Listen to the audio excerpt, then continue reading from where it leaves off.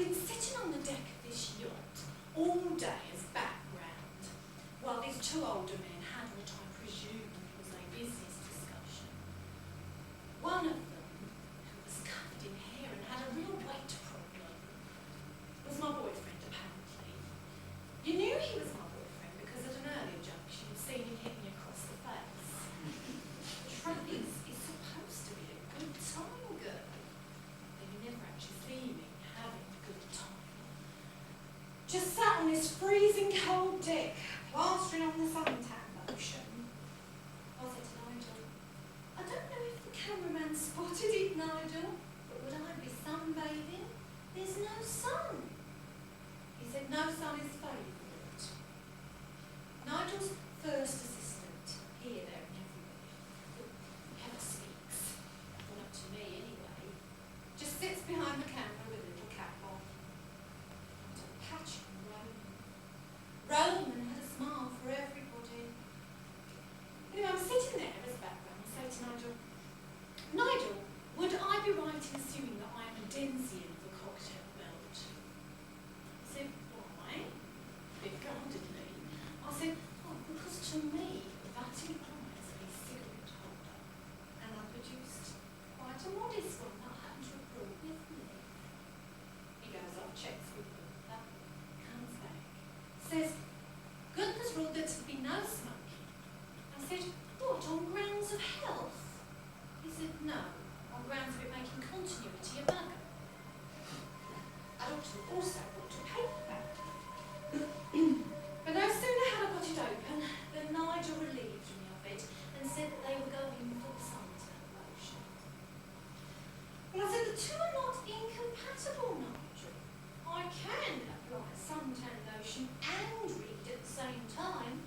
That is what professionalism means.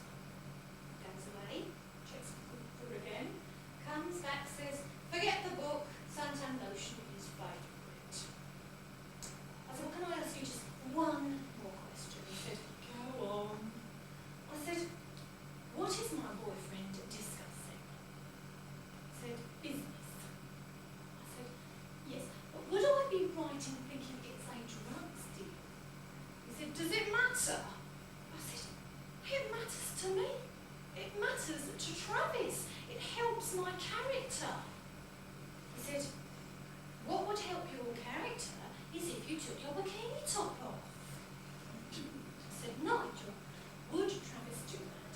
Now, we know she reads. She also plays chess. Is Travis the type to go topless? He said, listen, who do you think you're playing? Emily Bronte? Gunther wants to see your knockers.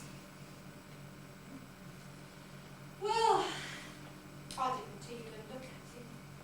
I just took my top off without a word and applied suntan lotion with all the contempt I could muster.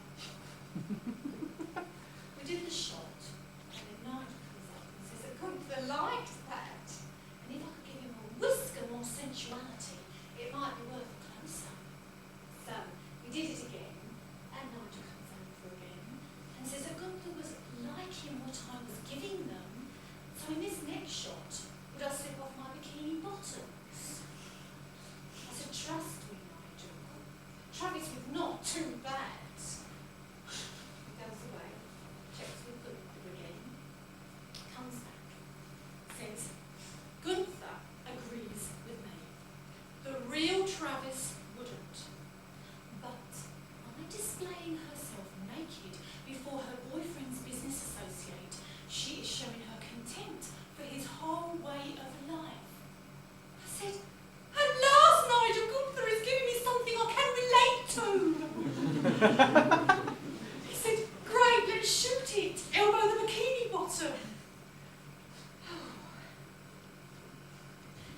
We wrapped about 6. That's film parlance for packed up. I said to Nigel, is Gunther happy? Did I give Gunther what he wanted? He said, Leslie, Gunther is an artist. He is never happy. But as he said this afternoon, at last we are cooking with gas. I said, is that good? He said, oh yes. I said, I Only I prefer electricity. When I got back to the hotel, it took me some time to unwind. I had become so identified with Travis that it was only after I had a bath and freshened up a bit that I felt her begin to loosen her hold on me.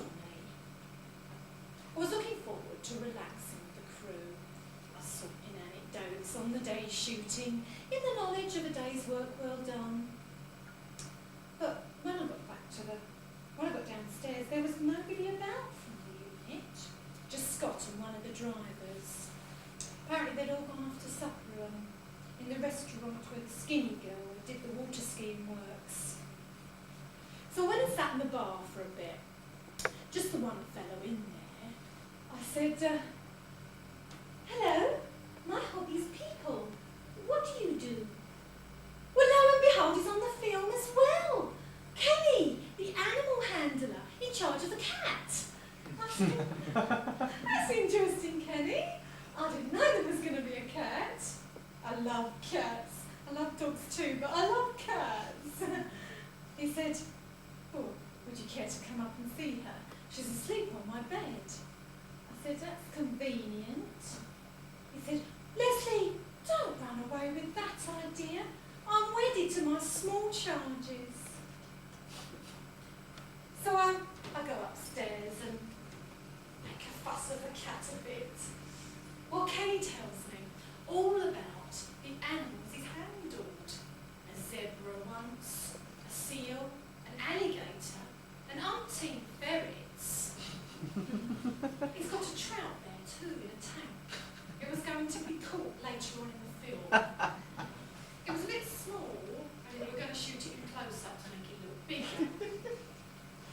So I sat on the bed, and I listened to Kenny while he told me all about animal behaviour. I said, Kenny, this is the sort of evening I like. Two people just sitting, talking about something interesting. I woke up in the night and I couldn't remember where I was. Then I saw the cat sitting there, staring at the fish. Satellite dawn, up to the sky. Things like that drive me out.